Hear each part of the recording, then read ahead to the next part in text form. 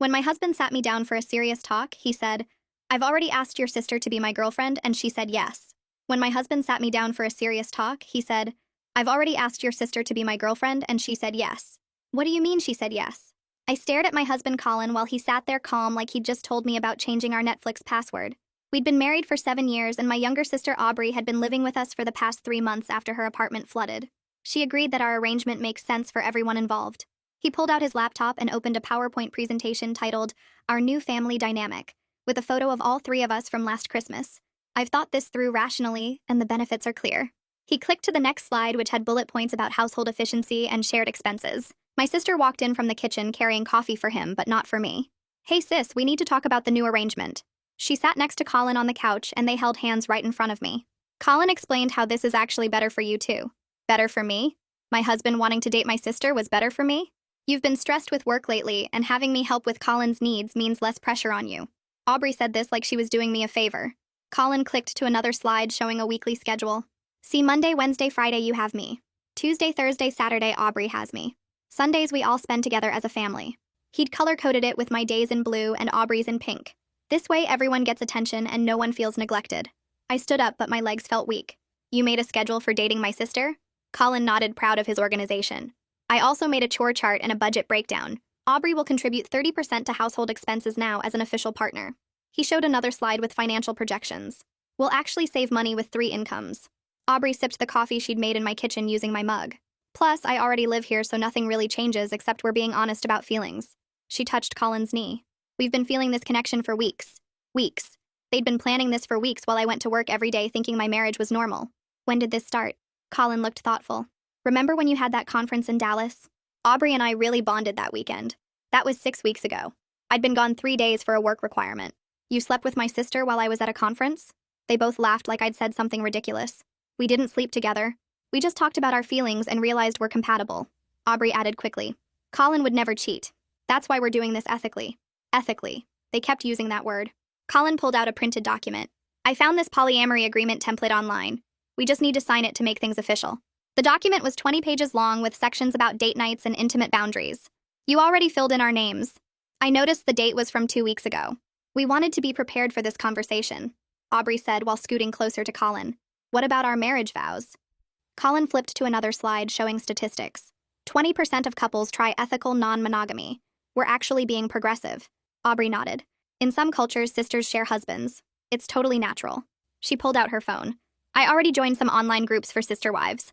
Colin showed another slide with a house floor plan. "I'm thinking we convert the garage into a second master suite. That way everyone has privacy." He'd already priced out contractors.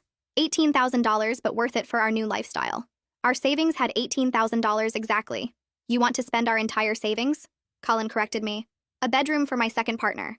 We need to stop thinking in terms of possession." Aubrey stood up. "I know this is a lot, but we're trying something new and beautiful." She put her hand on my shoulder. "We're in love whether you accept it or not." That's when I smiled for the first time. "You know what? You're absolutely right." They both looked shocked at my sudden agreement. "Really?" Colin asked, suspicious. "Really. In fact, why don't we call my dad right now and tell him the good news?" Aubrey went pale. "Why would we call Dad?" I pulled out my phone already dialing. "To tell him about your new relationship. I'm sure he'll want to know." Colin looked confused, but Aubrey grabbed my phone. "We don't need to involve parents yet." But Dad already answered on speaker. "Hey sweetheart, how's everything?" So there I was with Dad on speaker, and Aubrey looking like she might throw up all over Colin's precious PowerPoint. Colin tried to grab my phone, but I stepped back and held it up where he couldn't reach. The thing about my dad is he raised us both, and he knows exactly who Aubrey really is. She was his favorite growing up, but that changed after she borrowed money from him and never paid it back. 3 separate times. Now she's standing in my living room holding hands with my husband and thinking, "I'm just going to let this slide?" Dad was still waiting for an answer, and I was going to give him one he'd never forget. "What's going on over there?" Dad asked through the speaker, his voice carrying that dad tone that meant he knew something was up. I looked right at Aubrey while I answered. "Dad, I have some really exciting news about Aubrey. She's got a new boyfriend, and you'll never guess who it is." Aubrey's eyes went wide, and she started waving her hands at me like she could somehow stop the words from reaching the phone. "Wait, Dad. It's not what it sounds like," Aubrey said loud enough for him to hear, her voice going high and shaky. "We were going to tell everyone in our own time, and this is really not fair." Colin stepped forward and put his hand on Aubrey's shoulder like he was about to give a work presentation to a difficult client. "Mr. Fritz, this is Colin. I think there's been a misunderstanding about how we're framing this situation. What we're doing is exploring modern relationship structures that many healthy couples are adopting these days.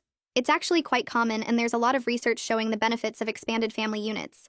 He used that calm voice that used to make me feel safe, but now just made me want to throw something at his head. The phone went silent. 1 second, 2 seconds, 3 seconds, 4 seconds. 5 full seconds of nothing from my father, and I watched Colin's confident smile start to fade just a little at the edges. Aubrey was gripping Colin's arm so hard her knuckles were turning white. Then Dad spoke, and his voice was flat and cold in a way I'd only heard a few times in my whole life. "Colin, are you sleeping with my younger daughter while you're married to my older daughter?" Colin actually took a step back like the words had pushed him. "Sir, that's not exactly... I mean, we haven't technically... What I'm trying to say is that there's an emotional connection that developed naturally, and we have future plans that involve all three of us in a way that's fair and balanced, and I have a whole presentation that explains the structure if you'd like to see it sometime." He was stumbling over himself, and it was the first time I'd seen him lose that smug confidence since this whole nightmare started. "Future plans," Dad repeated slowly. "You have future plans to be with both of my daughters." Colin nodded, even though Dad couldn't see him. "Yes, sir, in an ethical framework that respects everyone's needs and boundaries." Modern psychology actually supports these kinds of arrangements when done correctly with open communication and clear expectations. That's when Aubrey started crying. Not quiet tears, but full-on sobbing with her shoulders shaking and mascara running down her cheeks. "I knew this would happen," she wailed. "I knew everyone would react this way. Nobody ever supports my choices. Nobody ever wants me to be happy. You all just want to control my life and tell me what I can and can't feel." She was doing that thing she'd done since we were kids, where she made herself the victim no matter what she'd actually done. When she broke Mom's favorite vase playing ball in the house, it was somehow my fault for not stopping her. When she got caught cheating on a test in high school, it was the teacher's fault for making the test too hard. And now here she was again, crying about how unfair everyone was being while she stood in my living room holding my husband's hand. "Aubrey," Dad said through the phone, his voice still that scary calm, "put your sister on the phone. Not on speaker. Just her." Aubrey looked at me with something close to panic in her eyes. "Dad, we should all talk about this together as a family. That's what Colin says is the healthy way to handle these conversations." But I was already walking toward the kitchen with my phone pressed to my ear. "I'm here, Dad," I said, as I took him off speaker and closed the door behind me. The kitchen was dark and quiet, and I could still hear Aubrey crying in the living room, but it felt far away now. "I need you to pack a bag," Dad said, and his voice was different now. Softer, but serious in a way that made my throat tight. "Pack enough for a few days and come stay with me tonight. Don't argue with them. Don't explain anything. Just get your things and leave." I leaned against the counter and felt my hands shaking. "Dad, I don't even know what to do." They had a whole PowerPoint. They had a schedule with color coding.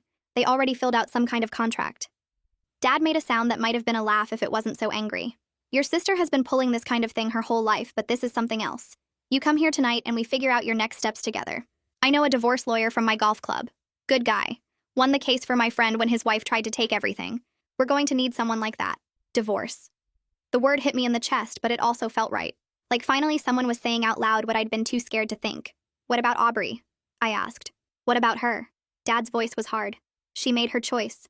She chose your husband over her own sister. That's not something you come back from. Now pack your bag and get out of there before they try to talk you into staying." Colin's got that smooth way of talking, and I don't want you listening to another word he says tonight. I nodded even though he couldn't see me. "Okay, Dad. I'll be there in an hour." I hung up and stood in my dark kitchen for a minute just breathing. Through the wall, I could hear Colin's voice, low and soothing, probably telling Aubrey that everything would be fine and that I'd come around once I had time to process. That was his favorite word. Process. Like my whole life falling apart was just something I needed to think about a little longer before I agreed it was a good idea. But I wasn't going to process anything. I was going to pack a bag and go to my father's house and let someone who actually loved me help figure out how to fix this mess.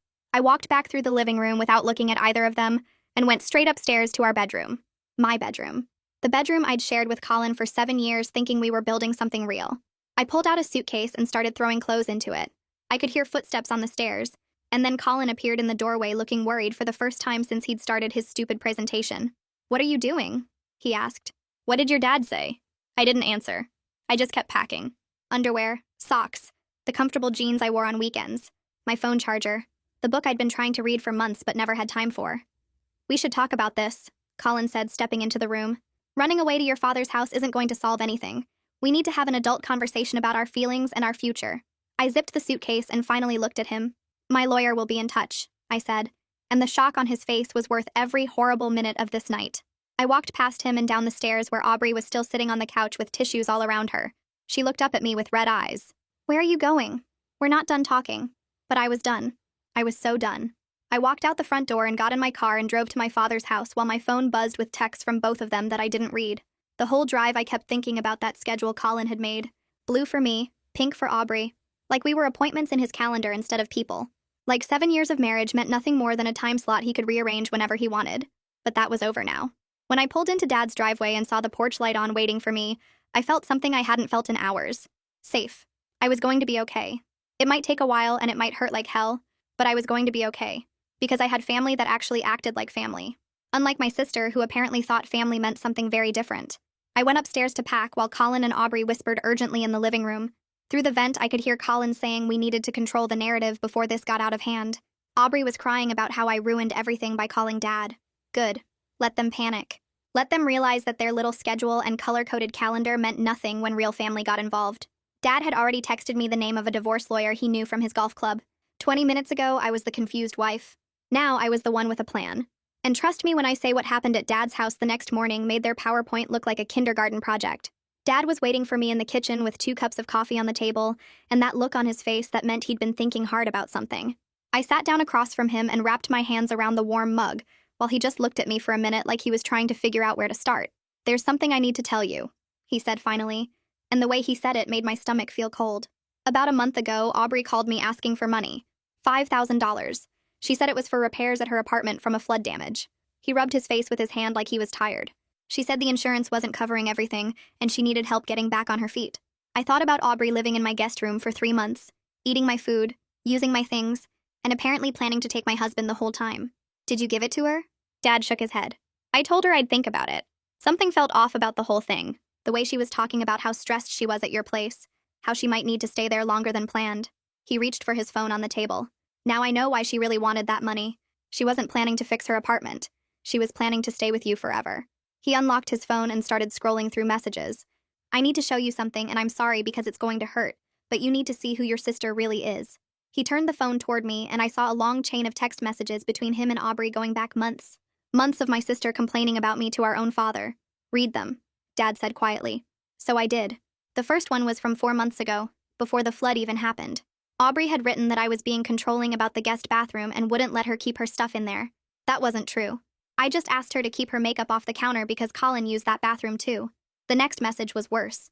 She'd told Dad that I was cold and distant with Colin and that she could see how unhappy he was.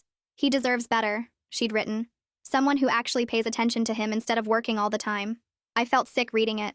Another message from 2 months ago said Colin had been confiding in her about our marriage problems and that she thought she could make him happier than I ever could. She'd actually written those words to our father. She was telling you all this and you didn't warn me? I looked up at Dad and he looked guilty. I thought she was just being dramatic. You know how Aubrey gets. She always has to make everything about herself. I didn't think she'd actually try to steal your husband. I thought she was just jealous and venting. He took the phone back and scrolled to another message. Look at the date on this one. It was from 3 months ago, about a week before Aubrey's apartment flooded. She'd written to Dad saying that my marriage was falling apart and that she was worried about me, but also that maybe it was for the best, because Colin needed someone who understood him. 1 week before the flood. I sat back in my chair and felt something click in my brain. Dad, when exactly did Aubrey's apartment flood? Dad looked at me with his eyebrows raised. About 3 months ago, middle of the month. Why? I did the math in my head. Aubrey had been texting Dad about my marriage problems and about how Colin deserved better exactly 1 week before her apartment conveniently flooded and she needed to move in with us. 1 week before, she suddenly had an excuse to be in my house every day while I was at work. 1 week before she started making coffee for my husband and bonding with him over there. Feelings. Do you think she caused the flood on purpose? I asked, and even as I said it, I knew it sounded crazy. But Dad didn't laugh. He just looked at me with this serious expression. I think your sister saw an opportunity and she took it. Whether she caused the flood or just used it, the timing is too perfect to ignore. He stood up and started pacing the kitchen like he did when he was working through a problem. We need to call your mother. She's 2 states away, but she always knew how to handle Aubrey's schemes when you girls were growing up. Remember when Aubrey convinced everyone at school that you stole her science project? Your mother was the one who figured out Aubrey had done the whole thing herself. I did remember that. I was 15, and Aubrey was 12, and she'd copied my project, and then told the teacher I'd stolen her work. Mom had gone to the school with both projects, and pointed out that Aubrey's had my name whited out in one corner where she'd missed erasing it. Aubrey had cried and played the victim, and some people still believed her version, but at least the teacher knew the truth. It's late, I said, looking at the clock on Dad's wall. Mom's probably asleep. Your mother hasn't slept past 9 in 30 years, Dad said, already dialing. She'll want to know about this. The phone rang twice before Mom picked up. Dan? Is everything okay? It's almost 10. I could hear the worry in her voice even through the phone speaker. Dad put her on speaker and set the phone on the table between us. The girls are having some trouble. Our older one is here with me now. Mom was quiet for a second. I had a feeling something was wrong. Is it about Aubrey? Dad and I looked at each other. Why would you think that? I asked. Mom sighed, and I could picture her sitting in her living room with her reading glasses on and a book in her lap. Because Aubrey called me last week asking the strangest questions. She wanted to know about sisters in the Bible, specifically whether there were any stories about sisters dating or marrying the same man. My jaw dropped. Dad closed his eyes and shook his head slowly. She was asking about Jacob and Rachel and Leah, Mom continued. She said it was for a book club discussion, but Aubrey hasn't read a book since high school. I knew something was going on, but I didn't want to pry. Now I'm guessing I should have. Mom, I said, leaning toward the phone. Aubrey and Colin want to be in a relationship, together, while I'm still married to him. They made a PowerPoint presentation about it. The silence on the other end was longer this time. When Mom spoke again, her voice was hard in a way I rarely heard from her. They made a what? A PowerPoint, with schedules and charts and a contract. They want to date each other, and they want me to be okay with it. Aubrey's been living with us for 3 months, and apparently she's been working on Colin the whole time. Mom made a sound that was half laugh and half something else. That girl. That sneaky little girl. I should have known when she called about the Bible stories. She was looking for permission. She wanted me to say something that made it okay. Dad jumped in. She also asked me for $5,000 last month. Said it was for apartment repairs. Now we think she never planned to move back. She wanted to stay with them permanently. Of course she did, Mom said. Aubrey doesn't do anything without a plan. She's been like this since she was 6 years old and figured out she could get extra dessert by crying to each parent separately. She paused. What do you need me to do? Dad looked at me, and I looked back at him, and for the first time since Colin had opened that stupid laptop, I felt like I wasn't alone in this. I had my dad in the kitchen with me and my mom on the phone, and they were both ready to help me fight. I don't know yet, I admitted. I just found out about all this tonight. Colin and Aubrey are still at my house probably trying to figure out how to spin this.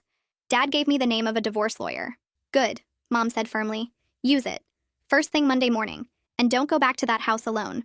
Don't give them a chance to talk you into anything. Colin's got that way of making everything sound reasonable, and Aubrey knows exactly which buttons to push. She was right about that. Even now, part of my brain was trying to find excuses for them. Maybe they really did have feelings. Maybe I had been too focused on work. Maybe there was something wrong with me that made Colin look elsewhere. But then I remembered the schedule. Blue for me, pink for Aubrey. Like we were items on a to-do list instead of people. I'm not going back, I said, and I meant it. Good girl, Dad said quietly. Mom's voice came through the phone again. I'm looking at flights right now. I can be there Saturday morning. We'll figure this out together as a family. A real family. Not whatever twisted thing Aubrey is trying to create. So my sister had been laying groundwork with both parents, trying to find someone who would support her little takeover. She'd tested Dad with the money request. She'd tested Mom with weird Bible questions. And when neither parent gave her the green light, she went ahead anyway, thinking she and Colin could present it as a done deal I'd have to accept. What Aubrey didn't count on was that our family talks to each other. By midnight, both parents knew everything, and we had a group text going. Mom was booking a flight for the weekend. Dad was researching our state's divorce laws. And me? I was finally seeing my sister clearly for the first time in 30 years. I barely slept that night in Dad's guest room. But when I did finally drift off, I slept harder than I had in months. When I woke up, the sun was already bright through the curtains, and I could smell coffee from downstairs. I checked my phone and saw over 20 messages from Colin and a bunch from Aubrey, but I didn't open any of them. I just put my phone on silent and went down to find Dad sitting at the kitchen table with his coffee and his laptop open to some legal website. Morning, sweetheart, he said without looking up. There's coffee in the pot, and I already called that lawyer. He can see you Monday afternoon. I poured myself a cup and sat down across from him, feeling like maybe things were actually going to be okay. That's when we heard a car pull into the driveway. Dad looked up at me with his eyebrows raised and got up to look out the front window. His whole body went stiff. It's Colin, he said, and his voice went flat and cold in a way that made the hair on my arms stand up. He's getting out of his car with a folder. My heart started pounding so hard I could feel it in my throat, but Dad put his hand up before I could even get out of my chair. Stay here. Let me handle this. He walked to the front door, and I heard him open it before Colin could even knock. I moved closer to the doorway so I could see what was happening on the porch. Colin was standing there in his nice work shirt, looking like he'd practiced this whole thing in the mirror before driving over. He had a thick folder in his hands, and he was already opening his mouth to start talking. We need to talk like adults, Colin said in that calm voice he always used when he was trying to sound reasonable. Your daughter is overreacting by involving family in what should be a private matter between married people. If we could just sit down and discuss this rationally, I'm sure we can find a solution that works for everyone. Dad stood in the doorway with his arms crossed and didn't move an inch to let Colin inside. You have exactly 2 minutes to explain yourself before I call the police for trespassing on my property. Colin didn't even blink at that. He just nodded like this was exactly what he expected and started pulling papers out of his folder. I understand this seems unconventional, he said in that explaining voice like he was talking to a slow child. But if you look at these articles from relationship experts and psychologists, you'll see that polyamory is actually a healthy and normal lifestyle choice for many couples. He held up the papers so Dad could see the headers and the highlighted sections. There's peer-reviewed research showing that people in consensual non-monogamous relationships report high levels of satisfaction and communication. It's not something to be afraid of. It's actually progressive and modern, and many families are thriving with these arrangements. He held the papers out toward Dad like he expected my father to take them and read every word carefully. This one is from a university study that shows children raised in polyamorous households have the same developmental outcomes as children in traditional families. And this one talks about how jealousy is actually a social construct that can be unlearned with proper communication techniques. Dad looked at the papers in Colin's outstretched hand for about 1 second. Then he reached out and took them. I watched from the doorway as my father held those articles that Colin had probably spent hours printing and highlighting, and then Dad tore them in half, right down the middle. He didn't read a single word. He didn't even glance at what was printed on them. He just ripped them apart and let the pieces fall onto the porch floor at Colin's feet.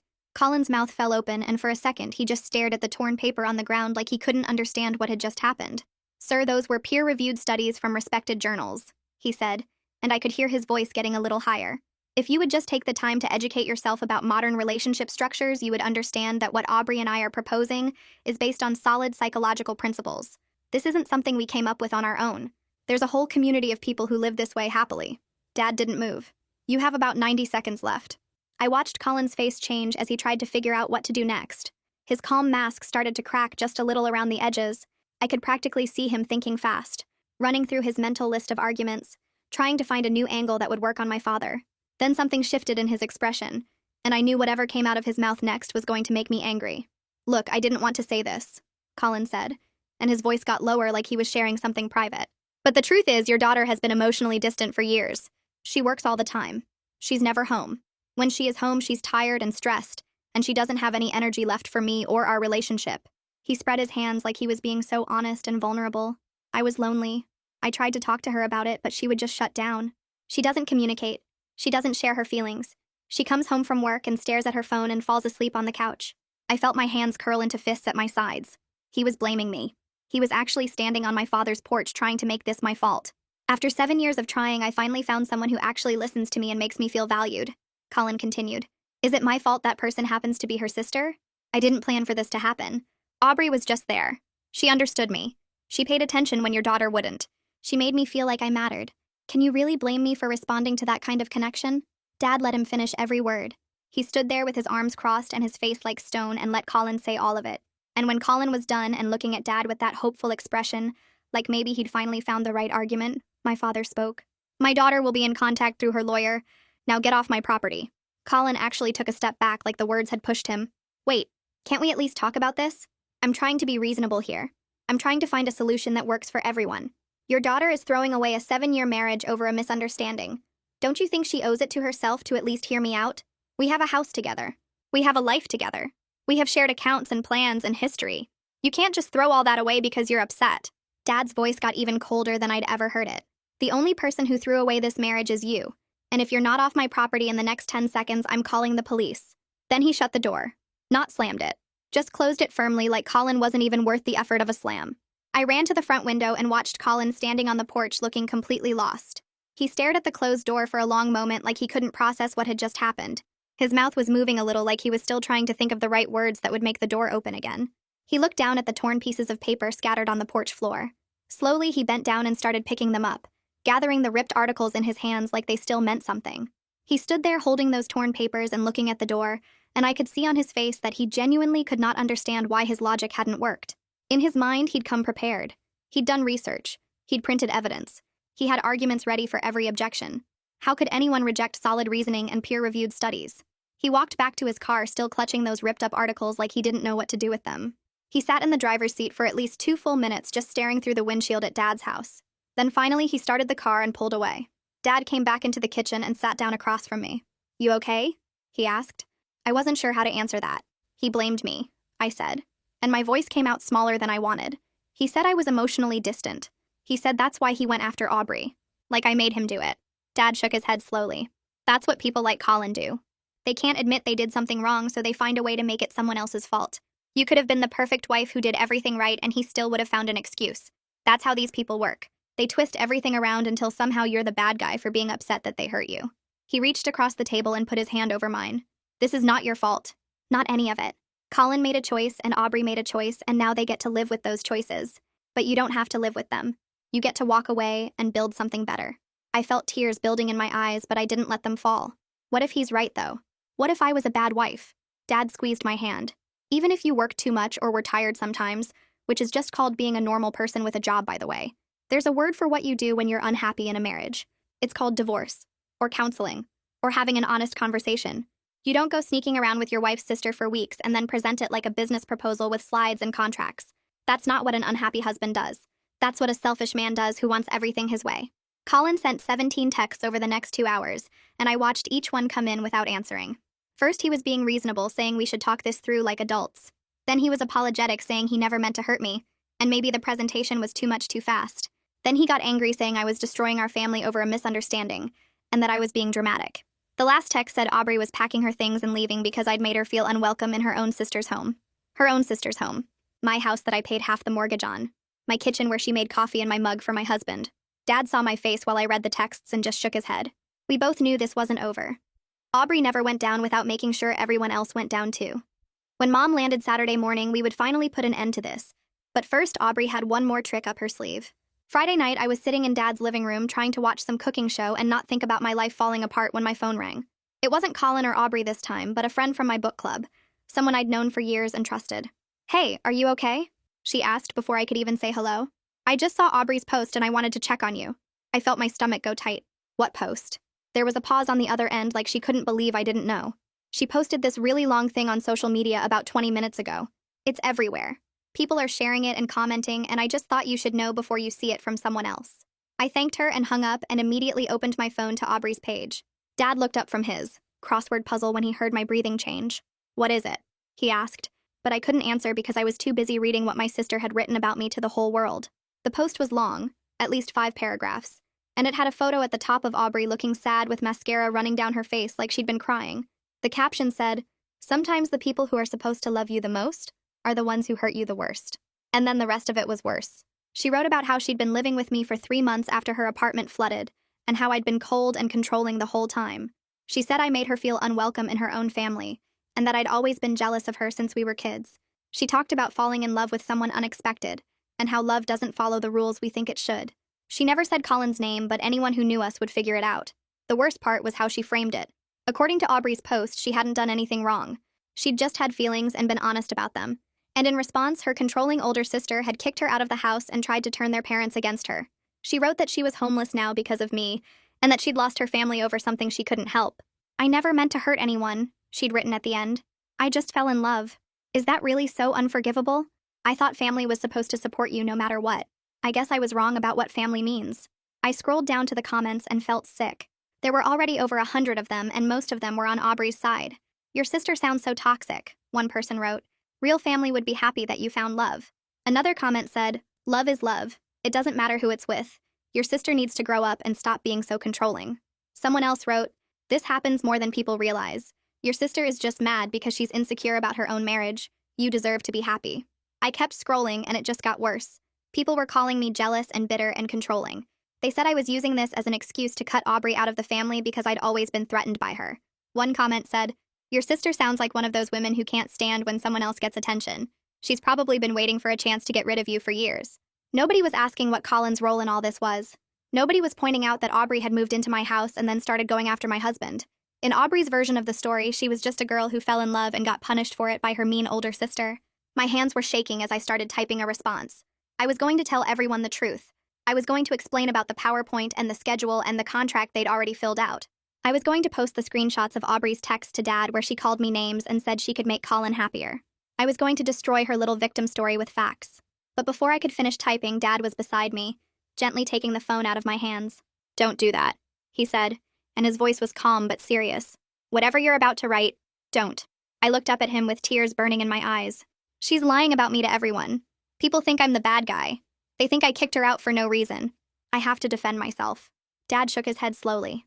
Let me tell you something my father told me a long time ago. Never fight a pig in mud. You both get dirty and the pig likes it. He sat down next to me on the couch and put his hand on my shoulder. If you respond to that post, you're playing her game. She wants you to fight with her in public where everyone can see. She wants you to look angry and mean and defensive. Even if you tell the truth, people will just see two sisters fighting and they'll believe whoever cries prettier. And we both know that's Aubrey. I knew he was right, but it still hurts so bad to see all those comments about me from people who didn't know anything about what really happened. So I'm just supposed to let her say all this about me? Let all her friends think I'm this horrible person? Dad took his own phone out of his pocket. No, you're going to let me handle this.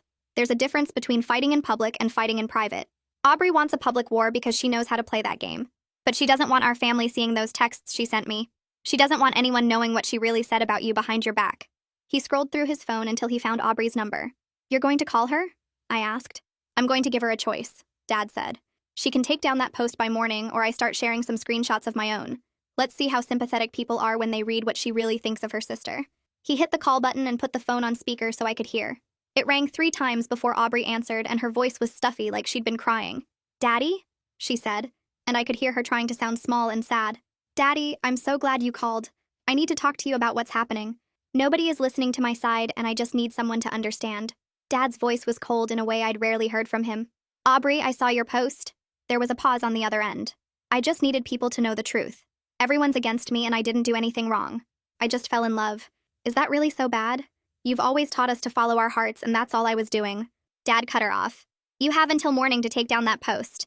Aubrey's voice changed, getting harder and more defensive. Why? Because it makes my sister look bad?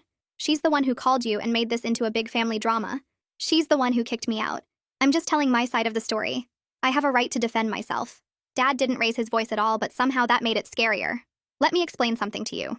I have every text you've ever sent me saved on this phone, including the ones where you called your sister a boring doormat, including the ones where you said Colin deserved better and you could make him happier, including the one where you asked me for $5,000 that we both know you never planned to use for apartment repairs.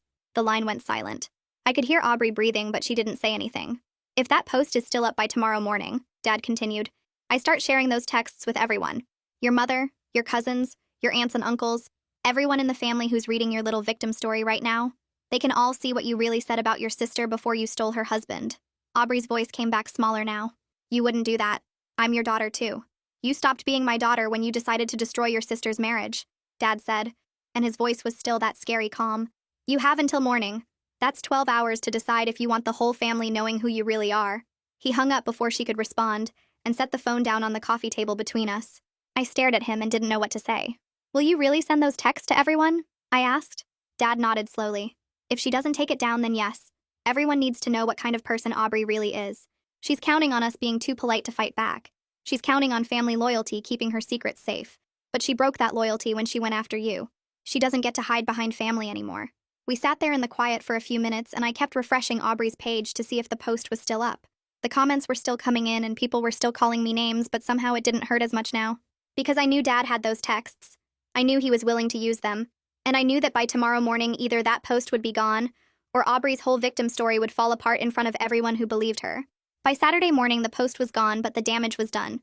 Half our extended family had seen it. Cousins were texting me asking what was happening and if I was okay, and whether the stuff Aubrey wrote was true. An aunt called Dad demanding to know why he was taking sides and saying that Aubrey was just a girl in love, and I was being too harsh. Aubrey had turned my private humiliation into public entertainment, and even though she deleted everything, the screenshots were already spreading through family group chats. But here's the thing about Aubrey. She always overplays her hand. She gets so focused on winning the moment that she doesn't see what's coming next. Because now she'd made this a family matter. She'd involved everyone with that post. And when Mom walked through Dad's front door that afternoon with her carry-on bag and her reading glasses pushed up on her head, I knew exactly whose side she was on. She gave me a long hug first without saying anything, and then set her bag down in the hallway. She walked straight to the kitchen table and sat down with that look on her face that meant business. Dad and I sat down across from her and she folded her hands on the table and looked at both of us. It's time for a family meeting. I felt my stomach get tight when Mom said those words, but I figured she meant just the 3 of us sitting down to figure out next steps. Then she looked at Dad and said something that made my heart drop. We need to invite Aubrey and Colin here too. Everyone deserves a chance to speak their piece. I opened my mouth to argue, but she held up her hand. I know what you're going to say, but if we don't let them talk, Then they'll always say we didn't give them a fair chance. They'll tell everyone we ganged up on them without hearing their side. We give them one chance to explain themselves in front of the whole family, and then we're done. Dad nodded slowly like he understood, even though I could see he didn't love the idea either. She has a point. If we shut them out completely, Aubrey will use that against us. She'll say we were too scared to hear the truth. I wanted to scream that we already knew the truth, and that giving them a platform was exactly what they wanted, but Mom was already pulling out her phone. I'll text Aubrey. Dad, you text Colin. Tell them to be here at 3 o'clock and that this is their one chance to make their case. I sat there feeling sick while my parents sent those texts. This was a mistake. I could feel it in my bones. Aubrey was good at talking her way out of things, and Colin had that calm, logical way of explaining stuff that made people nod along even when he was saying crazy things. What if they actually convinced my parents? What if Mom and Dad heard their arguments and started to think maybe I was overreacting? The next few hours felt like waiting for a dentist appointment, except worse. I tried to eat lunch, but everything tasted like cardboard. I tried to watch TV, but I couldn't focus on anything. I just kept looking at the clock and watching the minutes tick by until 3 o'clock.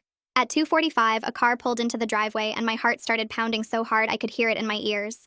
Dad went to the window and his jaw got tight. It's Aubrey. I watched through the curtain as my sister got out of her car and I barely recognized her. She was dressed nice in a professional-looking outfit like she was going to a job interview. Her hair was done up pretty, and her makeup was perfect, and she was carrying a thick folder under her arm. She looked confident. She looked prepared. She looked like someone who had been practicing for this moment. Mom let her in, and Aubrey walked into the living room with her head held high like she owned the place. She didn't even look at me. She just sat down in the big armchair across from the couch and crossed her legs and set her folder on her lap. "Thank you for giving me a chance to explain," she said to Mom and Dad, completely ignoring me. "I know this has been hard for everyone, but I think once you understand the research behind what Colin and I are proposing, you'll see that we're not doing anything wrong." She patted the folder on her lap. "I brought some materials from relationship experts and psychologists who specialize in alternative family structures. There's actually a lot of science supporting what we're trying to do." I wanted to throw something at her, but I just sat there with my hands in my lap trying to keep my face calm. A few minutes later, another car pulled up, and Colin walked in carrying his laptop bag like he was showing up for a business meeting. He nodded at Dad and Mom and then sat down next to Aubrey on the love seat. They didn't hold hands this time, but they sat close enough that their shoulders were almost touching. "I appreciate you all being willing to have this conversation," Colin said in that smooth voice I used to love. "I know my presentation the other day was a lot to take in, but I've put together some new materials that I think will help everyone understand that this isn't a betrayal. It's actually a legitimate lifestyle choice that millions of people around the world practice successfully." He pulled his laptop out of his bag and started setting it up on the coffee table. "If you'll just give me a few minutes to show you some of the research, I think you'll see that what Aubrey and I are proposing is based on solid psychological principles." Mom held up her hand. "Before you start with any presentations, I think Aubrey should speak first. She's the one who posted all that stuff online. She's the one who started this whole public mess. Let her say her piece." Aubrey nodded like she'd been waiting for exactly this moment. She stood up from her chair and faced my parents like she was giving a speech at school. I could tell she'd practiced this. Every word was smooth and perfect, and she never stumbled or paused. "I want to start by saying that I never meant to hurt anyone," Aubrey began. "I know how this looks from the outside, but you have to understand that falling in love isn't something you can control. It just happens. And what happened between me and Colin was real and pure and beautiful." She put her hand on her chest like she was feeling all these deep emotions. "The truth is that my sister never appreciated what she had. For years, I watched Colin try so hard to make her happy, and for years, I watched her ignore him. She was always too busy with work. She was always too tired to spend time with him. She would come home and barely say 2 words to him before falling asleep on the couch. I opened my mouth to defend myself, but Mom gave me a look that said, 'Wait.' So I sat there and listened while my sister kept talking about how I was a bad wife who didn't deserve my husband. Colin is such a special person," Aubrey continued. "He's smart and caring, and he gives so much to the people he loves. But my sister couldn't see that. She took him for granted every single day. And when I moved in and started getting to know him, I saw what she was missing. I saw this amazing man who just wanted someone to appreciate him." She looked right at Mom now, and her eyes were getting shiny like she might cry. "Our connection is real. I know you might not understand it, but what Colin and I have is something special. We didn't plan for this to happen. We didn't go looking for it. It just grew naturally from spending time together and really seeing each other." She held up her folder. "And before you say that what we're doing is wrong, I want you to know that there's real science behind this. Polyamory is practiced by millions of people all over the world. There are therapists and relationship experts who specifically help families like ours navigate these kinds of arrangements. This isn't some crazy thing we made up. It's a legitimate lifestyle that many happy, healthy families choose." She opened her folder and pulled out some printed pages. "I have articles here from psychology journals. I have testimonials from people who live this way and love it. I have research showing that children raised in polyamorous households do just as well as children in traditional families. This isn't about cheating or betrayal. This is about expanding our understanding of love and family. She set the papers on the coffee table next to Colin's laptop. All I'm asking is that this family evolves its thinking. That instead of judging us, you try to understand us. That instead of shutting us out, you accept that love doesn't always look the way we expect it to. She sat back down and looked at me for the first time since she'd started talking. I love you, sis. I never wanted to hurt you. But I also love Colin, and I'm not going to apologize for that. The heart wants what the heart wants. The room went quiet when she finished. Nobody said anything for what felt like forever. I looked at Mom and her face was unreadable. I looked at Dad and he was, staring at the floor. Colin was nodding along like everything Aubrey said made perfect sense. And suddenly I felt this cold fear creeping up my spine because Aubrey had been really good. She'd been calm and reasonable and she'd hit all the right emotional notes. She made herself sound like the victim of her own feelings instead of a schemer who plotted to steal her sister's husband. For just a moment I wondered if maybe she was actually getting through to them. Maybe Mom was thinking about all those articles about polyamory. Maybe Dad was remembering how stressed I'd been at work lately. Maybe they were starting to think that I was the unreasonable one for not being more open-minded about this. Colin leaned forward with his laptop ready to start his presentation, and I could see he thought he was winning. He had that little smile on his face that he always got when a meeting was going his way. And I sat there on my parents' couch feeling smaller and more scared than I had since this whole nightmare started, because my sister had just given the performance of her life, and I wasn't sure anyone could see through it. Mom let Aubrey finish her whole speech and she let Colin set up his laptop, and for a few horrible seconds, I really thought they might have won because the room was so quiet and nobody was jumping in to defend me.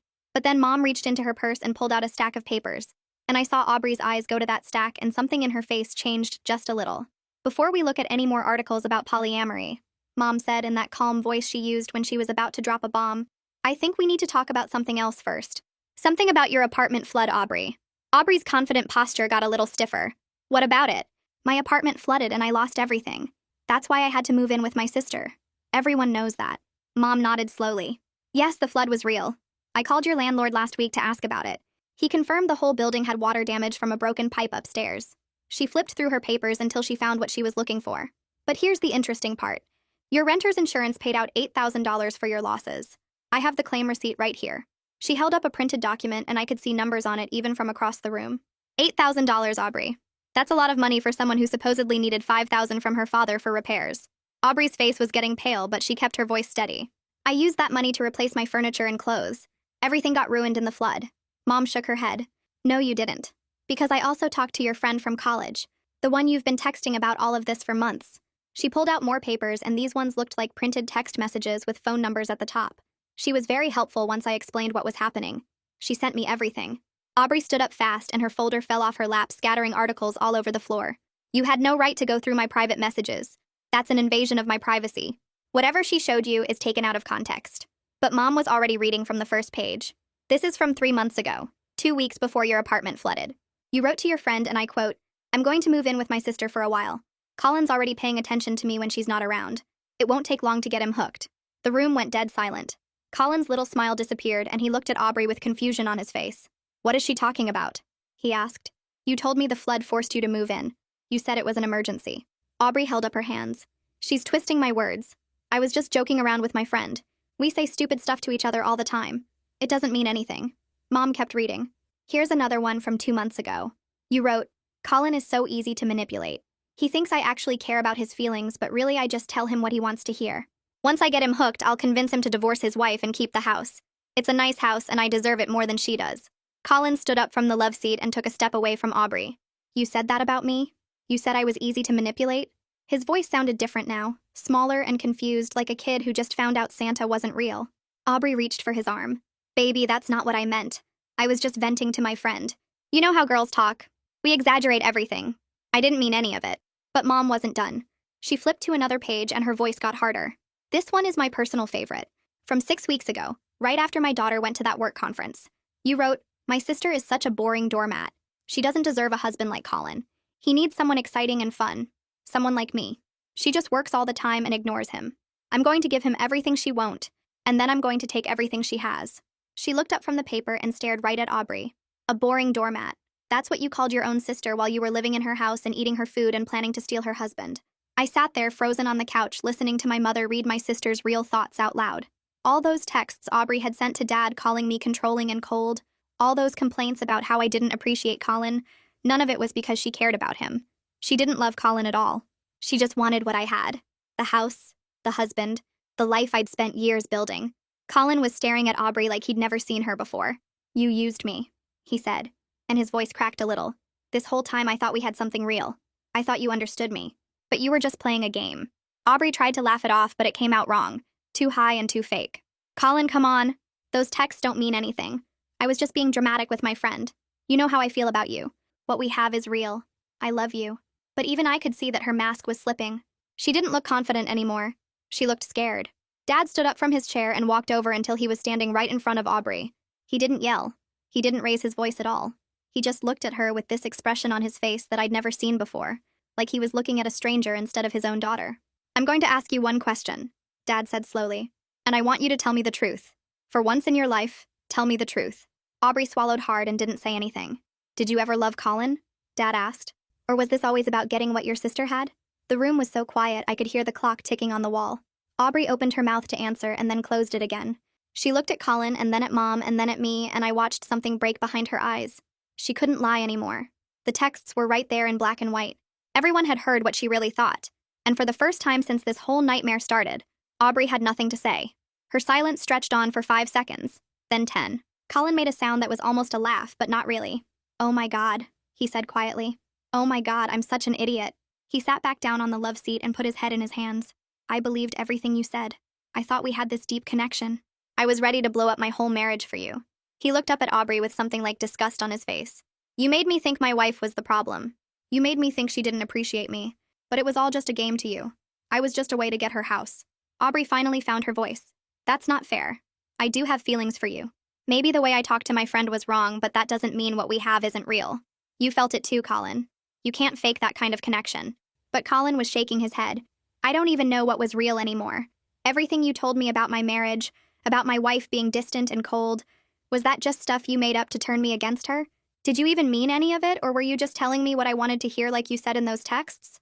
Aubrey didn't have an answer for that either. I watched my sister standing in the middle of my parents' living room with her pretty outfit and her carefully done makeup and her folder of articles scattered all over the floor. She'd spent months planning this. She'd tested both our parents to see if they'd support her. She'd manipulated my husband with fake vulnerability and practiced speeches about connection. And now it was all falling apart because Mom did what Aubrey never expected. Mom did her own research. I stood up from the couch and my legs felt strong for the first time in days. I looked at Colin, who was still sitting there with his head in his hands, looking like his whole world had just collapsed. "The divorce papers will be ready Monday," I said, and my voice came out steady and calm. "You can expect to hear from my lawyer by the end of the week." Colin looked up at me, and for a second I thought he might try to apologize or explain or ask for another chance. But he just nodded slowly like he knew he'd lost the right to ask for anything. Then I turned to Aubrey, who was still standing there with her mouth open like she couldn't believe this was really happening. "You have 48 hours to get your things out of my house," I said. "After that, whatever's left goes on the lawn." Aubrey's face twisted into something ugly. "You can't do that. That's my stuff. I have rights." Dad stepped forward. "Actually, she can. It's her house and you've been staying there as a guest. A guest who's no longer welcome. I suggest you start packing." Aubrey looked around the room like she was searching for someone to take her side. She looked at Mom, but Mom was staring at her with cold disappointment. She looked at Dad, but he had that same stranger look on his face. She looked at Colin, but he wouldn't even meet her eyes. And finally she looked at me, her older sister, who she'd called a boring doormat, whose husband she'd tried to steal, whose life she'd tried to take over. "This isn't fair," Aubrey said, and her voice was shaking now. "I made one mistake. I fell for the wrong person. That doesn't mean you get to throw me away like I'm nothing. I'm still your sister." I thought about all those texts Mom had read out loud, all the planning and scheming and lying, all the times Aubrey sat across from me at my own kitchen table drinking coffee from my mug while secretly plotting to take everything I had. "You're right," I said. "You are my sister. And that makes what you did even worse. Because I trusted you. I let you into my home when you needed help. And you used that to try to destroy my marriage and steal my husband and take my house." I grabbed my purse from the couch and walked toward the door. 48 hours, Aubrey. Then your stuff is on the lawn and I never want to see you again." I walked out of my parents' house and got in my car and sat there for a minute just breathing. Through the window I could see Aubrey inside still trying to argue with Mom and Dad, while Colin sat on the love seat looking like someone had punched him in the stomach. But I didn't care about any of them anymore. I pulled out of Dad's driveway and headed home to the house that was still mine. The house I'd helped pay for. The house where I'd be sleeping alone tonight for the first time in 7 years. And you know what? That sounded pretty good right now.